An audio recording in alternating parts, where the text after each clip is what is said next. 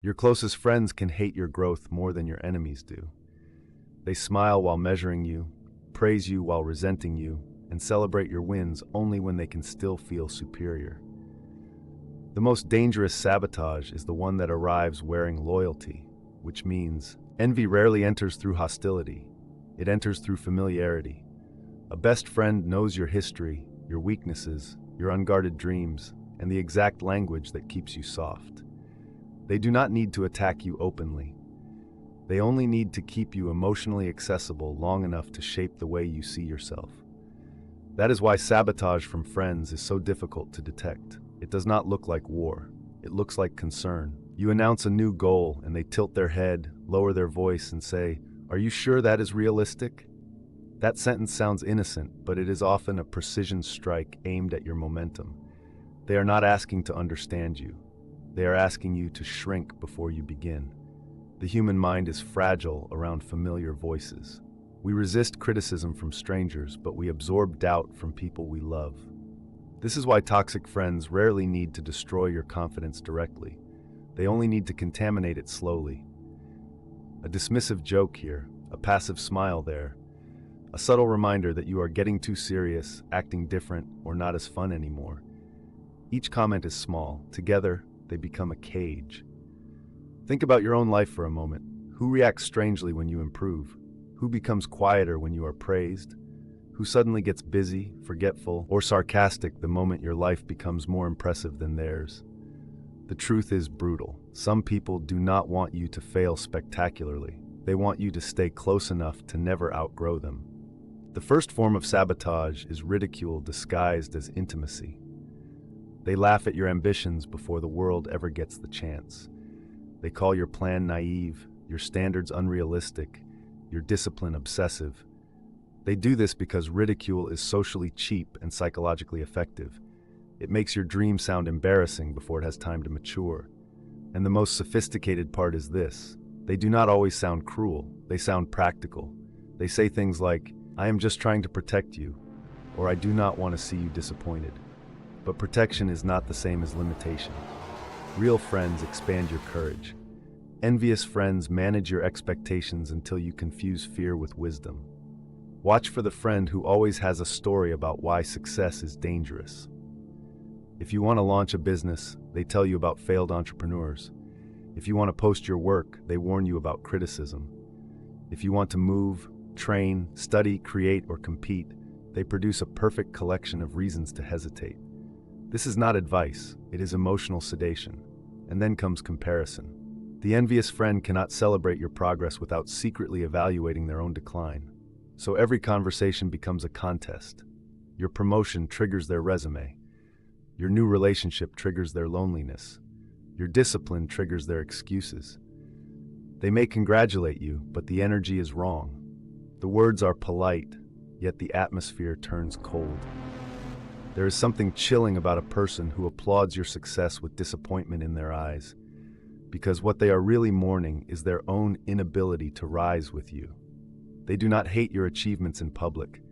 They hate what your achievements expose in private, their stagnation, their fear, their wasted potential. The second form of sabotage is information harvesting. Envious friends ask endless questions, but not because they care. They want data. Who are you working with? How much are you making? What is your next move? What did that person say to you?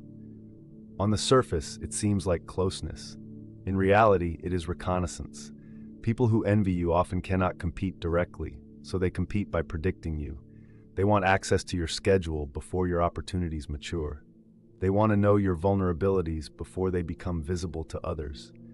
They want your private life, because private life is where leverage begins. This is why oversharing around the wrong people is dangerous. The friend who laughs hardest at your jokes may be collecting the most ammunition.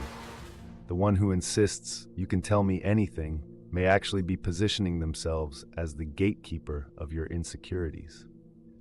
Once they know what hurts you, they know exactly where to press. Then comes the subtle leak. Your plans appear to travel faster than you do. Someone else mysteriously knows your idea. A rumor reaches the wrong ears. A connection cools off without explanation. Your friend swears they never said anything, and maybe they did not say it directly. But sabotage does not require a direct confession. It only requires loose loyalty. The most terrifying part is that envy does not always want to steal your life. Sometimes it only wants to dilute it, to make sure your wins become harder, slower, more exposed to friction. Because a friend who cannot rise with you will sometimes settle for making the climb expensive. And when you begin noticing that pattern, the room changes. The jokes sound sharper. The compliments sound rehearsed. The concern sounds staged. You start to realize that betrayal is not always a knife in the back. Sometimes it is a smile at the front door while the keys disappear from your pocket. The third form of sabotage is emotional destabilization. Envious friends do not only target your goals, they target your state of mind. They provoke guilt when you are disciplined, shame when you are focused, and loneliness when you become harder to access. Why? Because a person in emotional chaos is easier to control than a person in clear pursuit of a future.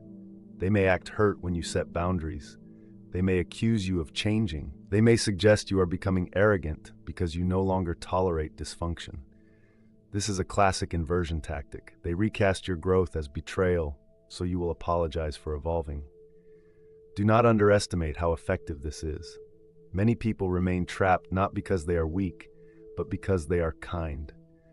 They do not want to lose the friendship, so they keep offering explanations, keep softening their boundaries, keep negotiating with behavior that should have already disqualified someone. The predator in social form does not always need your money. It needs your hesitation. The moment you begin doubting your own perception, the sabotage has already entered the bloodstream. That is when they become especially dangerous, because now they are no longer merely opposing your success. They are convincing you to participate in your own reduction. Look closely at the emotional pattern. Does this person become distant every time you shine? Do they turn supportive only after your momentum slows? Do they seem calm when you are struggling, but oddly tense when you are thriving? Those are not random mood swings. Those are environmental tells. A real friend can witness your expansion without feeling erased. An envious one feels your rise as a personal demotion. And once that private humiliation takes root, they will begin to act in ways that restore their sense of power, even if it costs you your peace. The final test is not what they say. It is what they cannot tolerate. Bring them a win and watch their face before their words arrive. Bring them a boundary and watch how quickly they call it cold. Bring them a disciplined season and watch who suddenly becomes nostalgic for the version of you that was easier to influence. This is where most people make the fatal mistake. They explain themselves to people committed to misunderstanding them. They keep trying to earn support from someone whose identity depends on their hesitation. They mistake long history for loyalty. They mistake shared memories for aligned values. But the past does not guarantee safety. Some people know you well enough to hurt you precisely. So the real question is not whether your friends like you.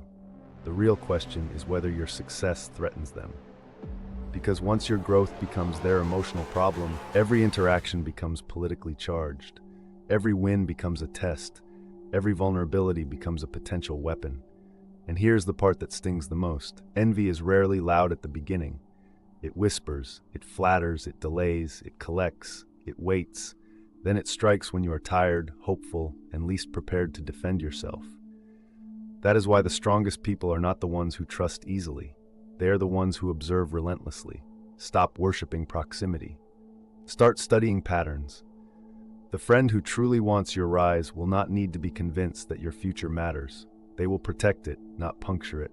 They will challenge you without shrinking you. They will question you without humiliating you. Anything less is not friendship. It is a controlled environment for your decline. If this message exposed the people around you, do not ignore it. Rewatch the signs, study the patterns, and protect your momentum before envy turns familiar faces into silent obstacles.